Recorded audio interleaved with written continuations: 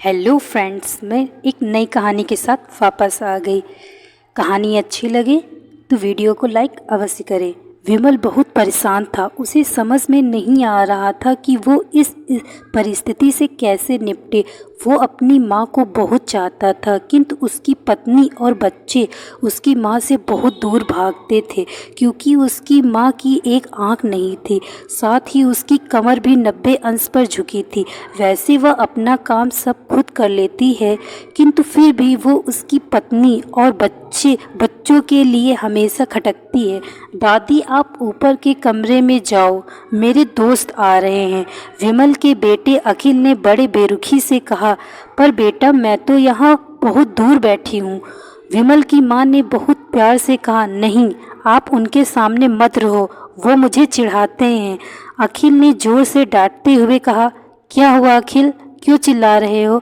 विमल की पत्नी कामिनी ने किचन से ही आवाज़ लगाई, देखो ना माँ, ये दादी यही ड्राइंग रूम में बैठी है और मेरे दोस्त आ रहे हैं। अखिल ने शिकायत भरे लहजे में कहा, माँ जी, आप ऊपर चली जाओ, क्यों हम लोगों को लजवाती हो? कामिनी ने बेटे का पक्ष लेते हुए कहा। बेचारी सरस्वती चुपचाप उठकर जीने के सहारे ऊपर जाने लगी। कमर झुकी होने के कारण उन्हें ऊपर चढ़ने में बहुत परेशानी हो रही थी, किंतु वो पूरी ताकत से ऊपर के एक अकेले कोने वाले कमरे में जाकर बैठ गई। विमल बाजू के कमरे से सब सुन रहा था। उसे कष्ट हो रहा था कि उसकी माँ को अपमानित होना पड़ रहा है, किंतु वो असहाय था। अगर वो कुछ कहता है तो पत्नी और बच्चे उसका विरोध करने लगते हैं।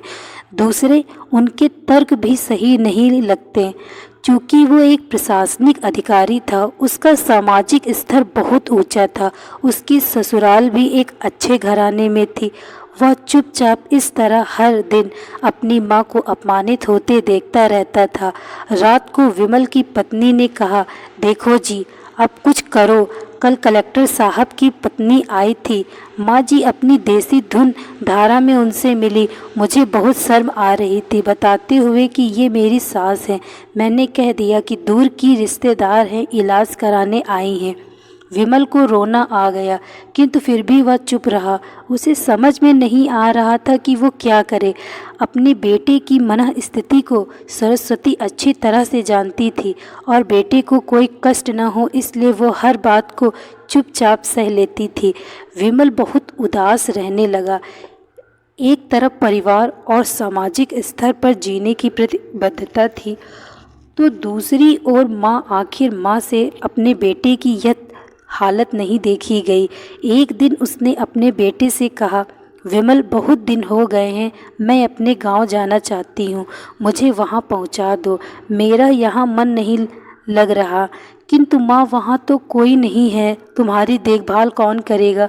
विमल ने आश्चर्य से कहा, अरे, सब गांव वाले तो हैं और वो तुम्हारे मामा जी तो उसी गांव में रहते हैं, और फिर हम सारी व्यवस्थाएं कर आएंगे ना।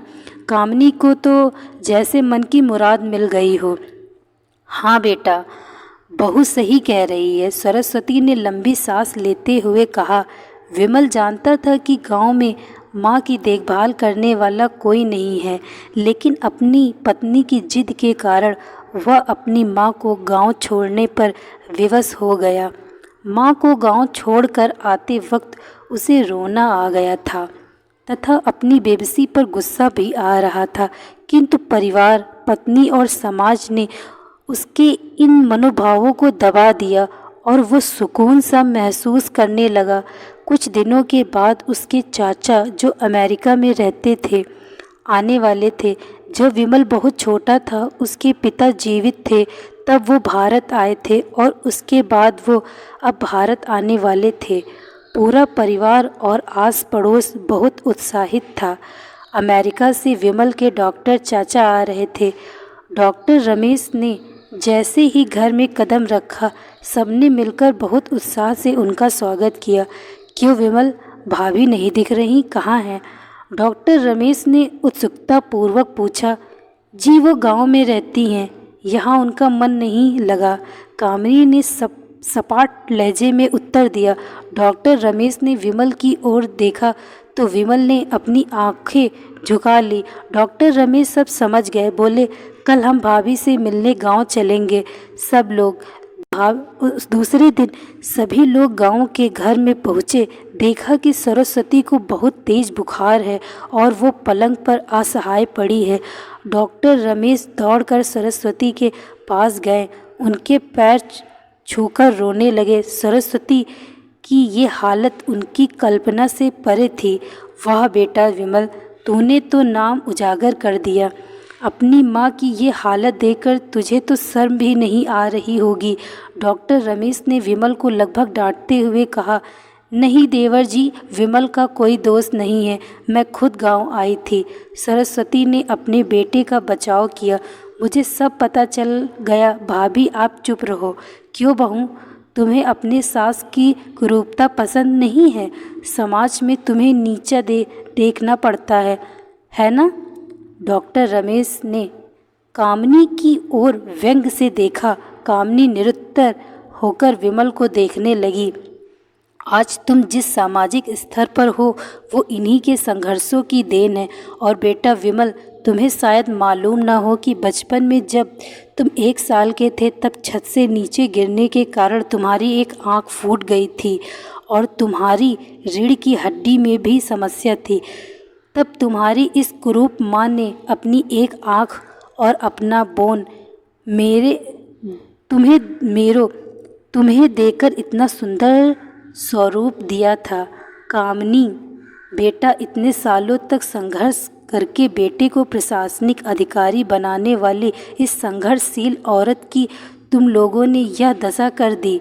तुम्हें ईश्वर कभी माफ़ नहीं करेगा। डॉक्टर रमेश की आंखों से आंसू जलधारा बह रही थी। जब भाभी आप मेरे साथ अमेरिका जाएंगी, यहाँ इन स्वार्थी लोगों के बीच नहीं रहेंगे। डॉक्टर रमेश ने सरस्वती से कहा, विमल को तो कांटों को तो खून नहीं था। डॉक्टर रमेश जो उसके चाचा थे, उन्होंने जो राज बताया उसके बाद तो विमल को यही लग रहा था कि उससे ज़्यादा पापी इंसान इस दुनिया में कोई और है ही नहीं। वह दौड़ता गया और माँ सरस्वती के कदमों से लिपट गया। माँ, मेरा अपराध अक्षम्य है। मैं जानबूझकर चुप्पी साधे रहा, आपका अपमान करवाता रहा। अब सिर्फ आप ही उस घर में मेरे साथ रहेंगी और कोई नहीं। विमल ने आग्नेय दृष्टि से उसकी पत्नी और बच्चों को देखा। कामनी को भी बहुत पश्चाताप हो रहा था, किंतु उसकी हिम्मत नहीं हो रही थी कि वो सरस्वती से आंख मिलाए। सरस्वती ने कामनी की मनः स्थिति को समझकर उसको पुचकारते हुए अपने पास बुलाया और विमल को डांटते हुए कहा, खबरदार, जो मेरी बहू को मुझसे अलग करने की कोशिश की तो तुझे ही घर से बाहर निकाल दूंगी। कामिनी और बच्चों ने सरस्वती के पैर पड़ते हुए अपने व्यवहार पर माफ़ी मांगी और माँ के हृदय ने सबको माफ़ कर दिया। वीडियो अच्छी लगी हो तो चैनल को सब्सक्राइब अवश्य करें। धन्यवाद।